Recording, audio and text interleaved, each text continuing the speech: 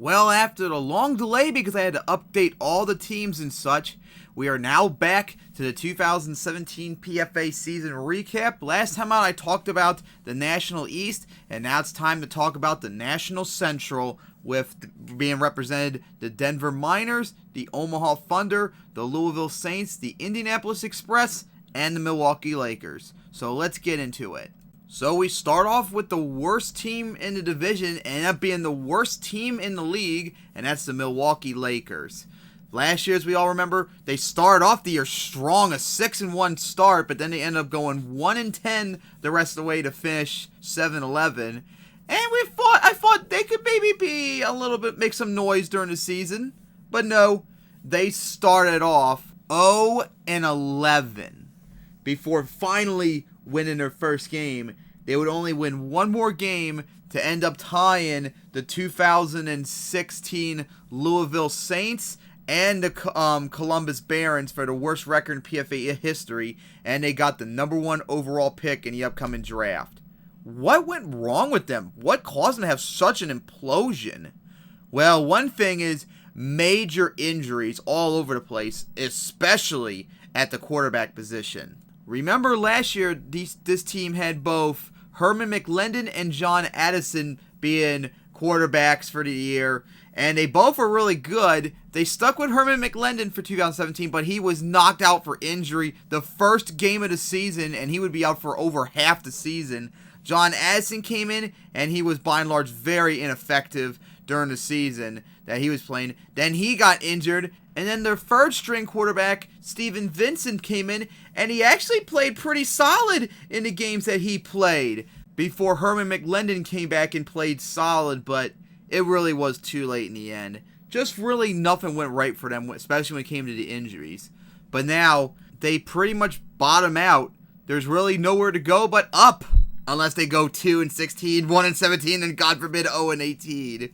But with that number 1 pick, they got a whole bunch of options possibly. Now, of course, I don't know, since I don't got the 2018 draft order, and that's randomly generated after that time comes, so I can't see it now, unfortunately. But I don't think they're actually going to go for a quarterback this year like the Saints did, which I'm going to get to later on.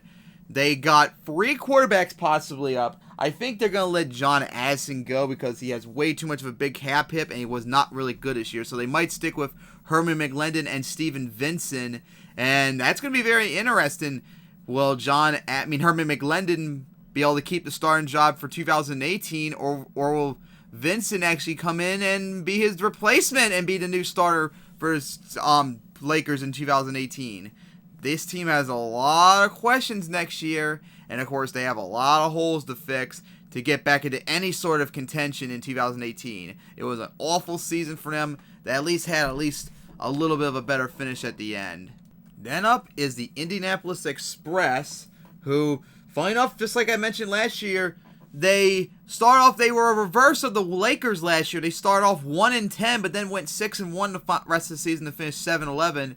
This team actually, I thought, was going to have playoff aspirations right there with Denver and Denver and Omaha in the National Central. However, it really did not get off to a good start for them. They were 3-3 after 6 games, so they were still right there, but they went on to lose 4 straight, and they tried to make a big recovery, but they really could not, and they ended up finishing 8-10, which is an improvement by just 1 game, so this is their best season ever so far, but it was still kind of a disappointing season for them.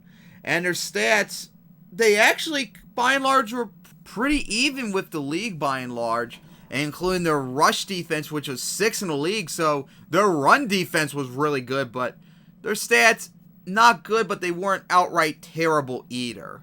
And I really don't know what Indianapolis could do necessarily to get better and maybe get over 500 record or maybe make the playoffs.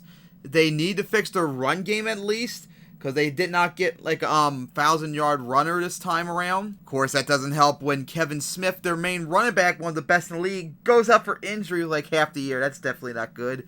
They probably need to fix their defense. They got their run defense really good, but they need to fix up the rest of the defense. And also, I'm looking at their losses, and 5 of their losses were within a score. So shit, if they could have won a couple of those games, they could have possibly been in the playoffs, possibly, or at least probably very close. So by the looks of it, Indianapolis could possibly be right in the playoff mix eventually soon. It's going to be very difficult because they got to watch out for Omaha and Denver being ahead of them.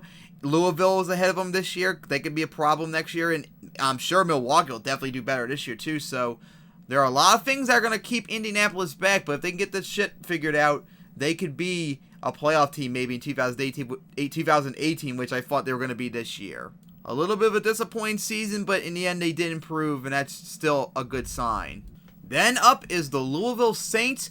Talk about a major turnaround. Remember in 2016, this team was the worst team in the league, tied with the Columbus Barons at 2-16. They got the number 1 overall pick. They got their quarterback of the future, Stanford Fink. And wow, 9-9. A 7-game improvement. Got their first non-losing season. Now at first, it did not look good at all. This team lost the first 3 games without scoring a single point. I'm not kidding. They were shut out the first 3 games. But they managed to win a couple. They stayed kind of competitive before the end where they finally were eliminated from the playoffs. But then the last 4 weeks of the season, they went on to win 4 in a row to finish 9-9. What an impressive turnaround Louisville has made. Including the fact some of the victories they had. This team literally swept Manhattan, the defending champs now. They swept them. That is unbelievable. They beat Omaha, the defending champion, before this playoffs began, for God's sake. They beat Detroit, a team that almost made the playoffs. They beat Oakland, a team that did make the playoffs. This team had a lot of very impressive wins. They even beat El Paso on the road. So 6 of their wins, believe it or not, are playoff teams. That is incredible. And consider, look at this, they're so lopsided. They have the worst offense in the league in terms of points. And passing too. 38th in yards gained. They're 30th in the rushing offense, but that's not really good. But look at their defense though. They had the 7th best scoring defense in the league. 10th best in yards allowed. They had the 7th best run defense. Their pass defense though was pretty bad by and large. And despite all this, they still went 9-9 and beat 6 playoff teams, including sweeping the new champs. So Louisville, they have the defense. They just need an offense. And Stanford Fink in his rookie season, he played okay. He had his moments, but he also has moments of brightness too. So if this team could maybe get some points, they actually could get a win record, maybe make a playoff run perhaps. The future for Louisville is really bright compared to what it was last year, even though their offensive stats are actually, I think, worse than they were last year, but their defense had such a major improvement. So a very good season for them, a massive turnaround. The future, it looks very bright for them. We just got to see what happens in 2018. Will Stanford Fink, their rookie quarterback, take the next step and be a major contender in the quarterbacks in the National Conference, along with fixing their running game and fixing their pass defense too? Well, we now get to a very interesting team, and that's the Omaha Thunder, the 2016 PFA champions. And going into 2017, it looked like the future was going to be bright, and they were going to maybe possibly contend for a back-to-back. And to start off the year, they were really strong. They were 9-1 and right there in the mix for a first-round home field advantage in the National Conference. But then disaster happened. This team went 1-7 the rest of the way. And that last loss, once again, getting destroyed on the road against Milwaukee, really showed the anatomy of how the season ended up. This team lost 7 of their 8 losses. No, 6 of their 7 losses to finish the year were very close. What happened to Omaha?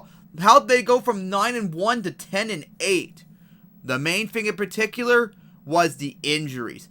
This team, during that stretch, had one of the worst injury bugs I've ever seen. In fact, at one point during the season, they were so banged up with their starters that efficiency-wise, I think on offense and defense too, they're running only at 80% of what they normally would be. That's how bad it was. And the fact that they lost so many close games really hurt.